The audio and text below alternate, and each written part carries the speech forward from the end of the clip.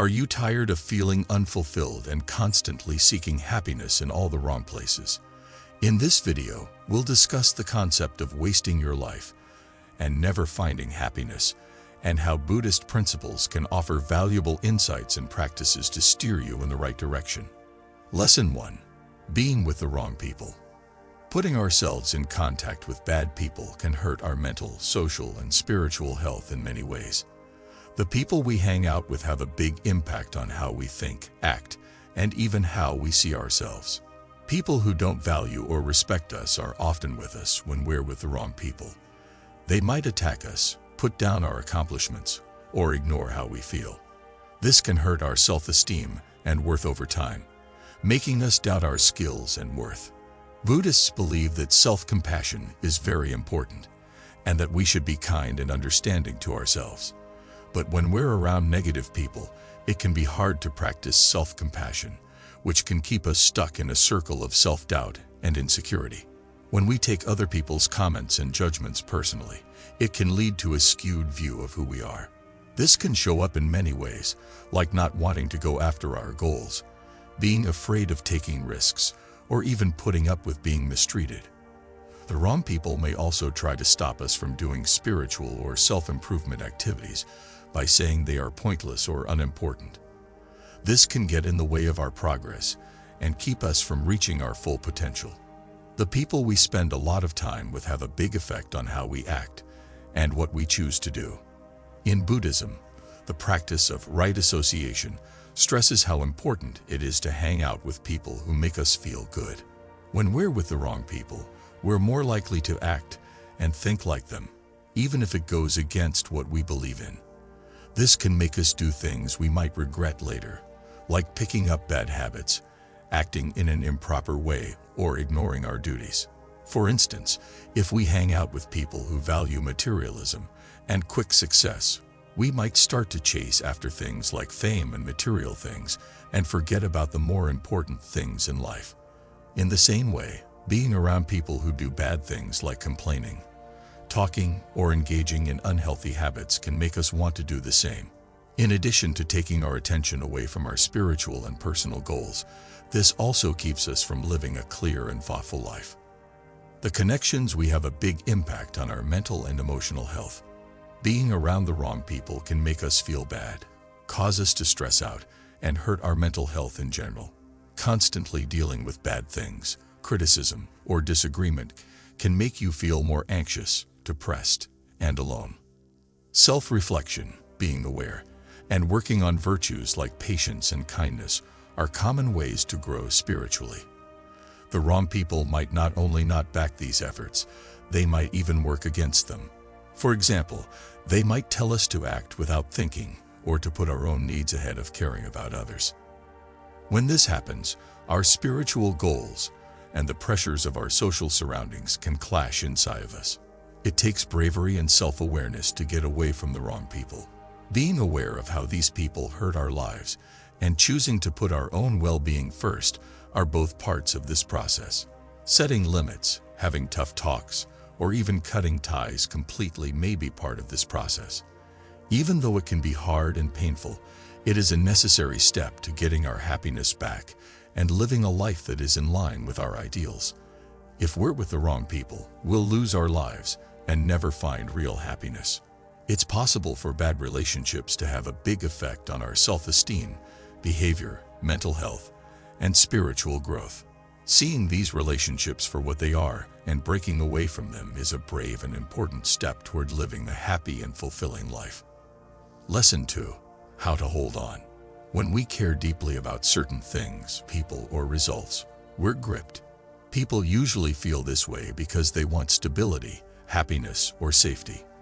We might hold on to a job, a relationship, or even a certain idea of who we are. This connection makes us feel dependent, which means that our happiness depends on things outside of us. Take the example of someone who is obsessed with reaching a certain job goal. If they can reach this goal, they think they will be completely happy and satisfied.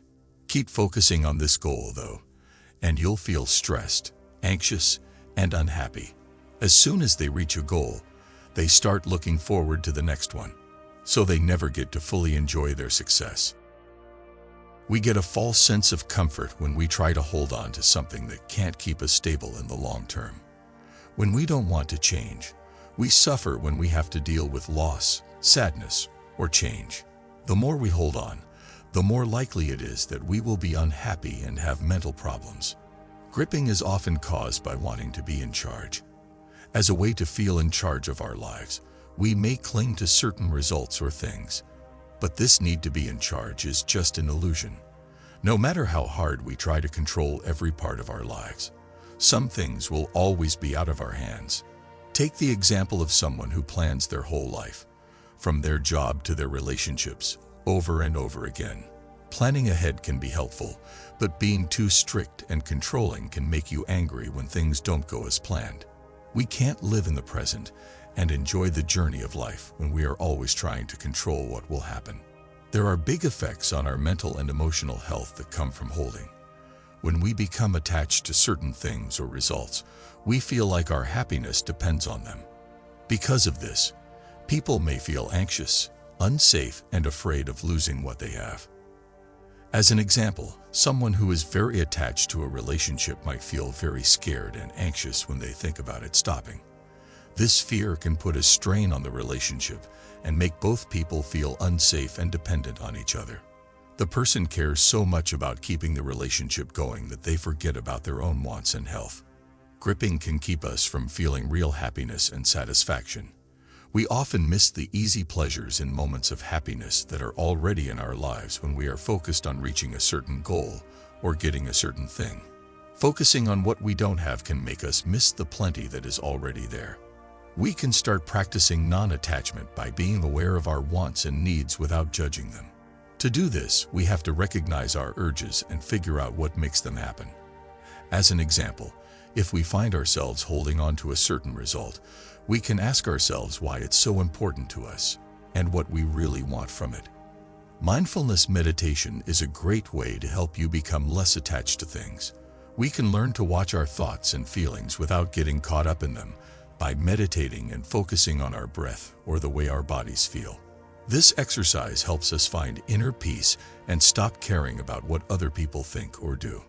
As a way to get rid of pain, Buddhist teachings often stress how important it is to live in the present moment. We can find peace and happiness in the present by letting go of our ties and accepting that life changes all the time.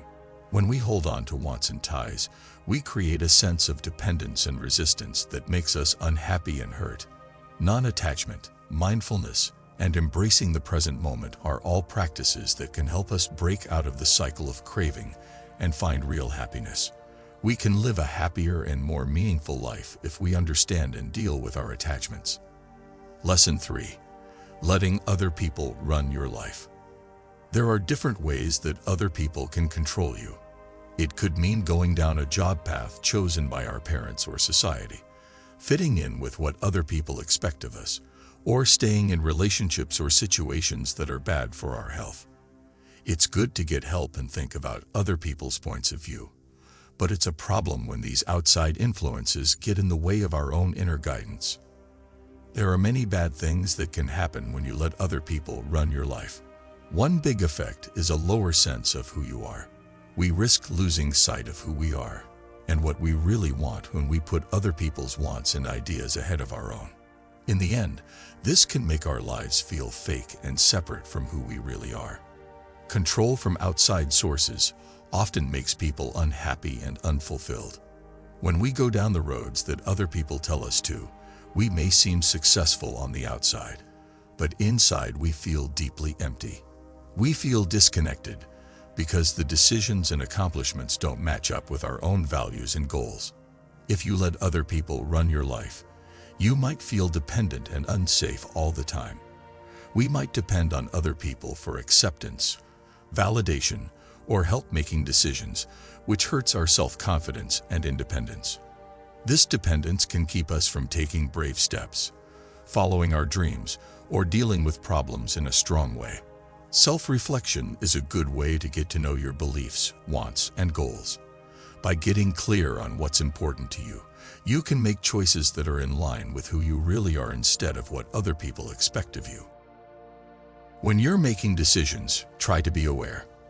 Take some time to think about your choices and how they fit with your goals. Also, pay attention to your inner voice. Being aware helps you make decisions that are true to who you are. Set clear limits with other people to protect your independence and health. This could mean putting limits on how much other people can affect your choices, or learning how to say what you want and need in a strong way. Own up to everything you do and the choices you make. Know that you are the main creator of your own path and that you have the power to change your life. Taking on this duty gives you the power to make decisions that show who you really are. It's good to get help and advice from other people, but make sure it's from people who accept your independence and want you to grow. Spend time with people who make you feel good and give you feedback that is in line with your goals. Recognizing your skills and abilities can help you trust and believe in yourself.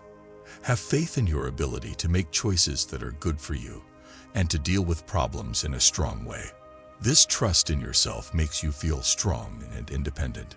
Letting other people run your life is a great way to waste time and miss out on the fun of living your true self.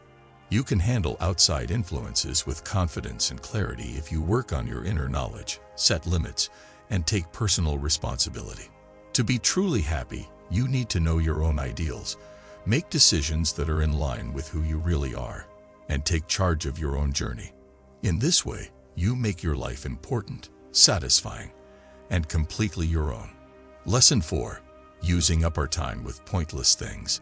A lot of the time, pointless activities are habits or actions that don't add much value to our lives. A lot of time spent in front of a screen, mindless social media viewing, or idle gossiping are some examples. While these things might be fun or distracting for a short time, they rarely help us grow as people or be happy in the long run. Doing pointless things can make it harder to concentrate and clear our minds. Engaging in low-value activities over and over again breaks up our attention, making it hard to focus on more important tasks. This lack of attention can make us less productive and stop us from moving forward in the things that really matter to us. Mindful awareness is important to offset the bad effects of doing things that don't matter. Being mindful means observing our thoughts, feelings, and behaviors as they happen right now, without judging them. When we pay more attention to how we spend our time, we can choose more carefully how we do the things we need to do every day. Figuring out the things you do that don't improve your health and happiness will help you replace them with more important activities.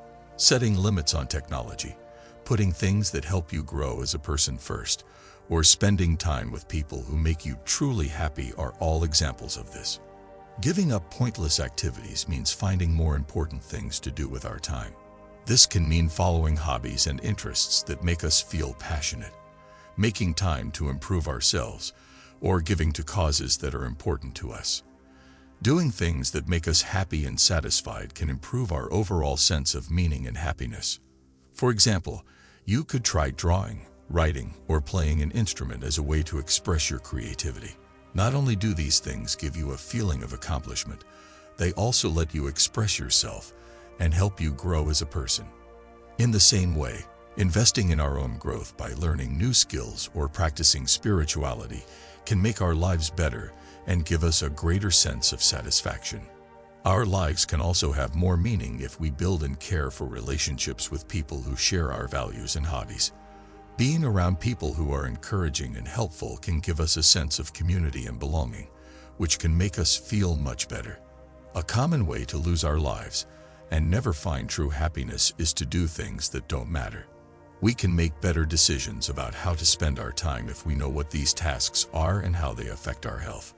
Being mindful, getting involved in things that matter, and living a balanced life can help us avoid pointless distractions and move us toward a more satisfying and meaningful life. Lesson 5. Being busy but not doing much with our time. Being busy can make you think that you are getting things done. Even though our schedules are full, we may not feel important or successful because we are not really making any progress. It can be dangerous to believe this illusion because it keeps us from seeing that we are wasting time and energy on things that don't help us. Being mindful is an important part of Buddhist lessons that can help us stop being mindlessly busy. Mindfulness makes us more aware of what we do and how it affects other people. We learn to tell the difference between jobs that are really important and tasks that are just for fun. Instead of running from one thing to the next, mindfulness lets us be fully present in each moment. Being aware helps us do our work with more clarity, focus, and purpose when we are mindful.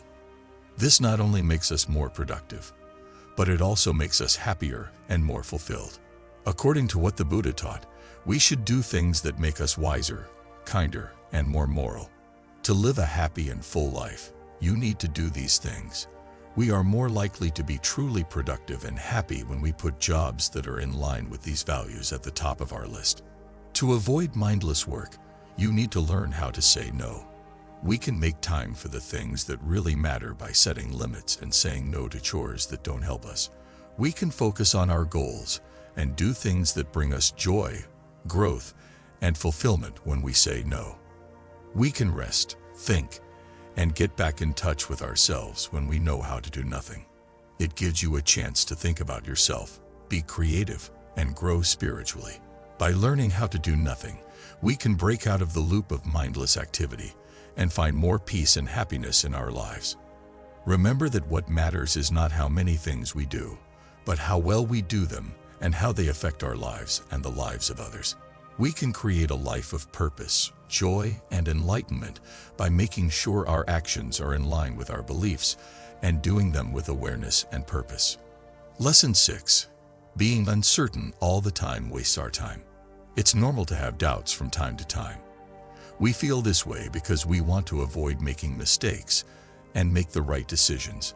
But when doubt lasts for a long time, it can take over our thoughts and feelings, leaving us in a state of constant confusion. This confusion can show up in many ways, such as questioning our choices, being afraid of the future, or feeling like we have too many options to choose from. When we live in a state of constant uncertainty, it can drastically hurt our health. It can cause stress, worry, and a feeling of not being able to do anything. If we aren't sure about what to do, we might put things off, not act, or make decisions that aren't in line with our true wants and values.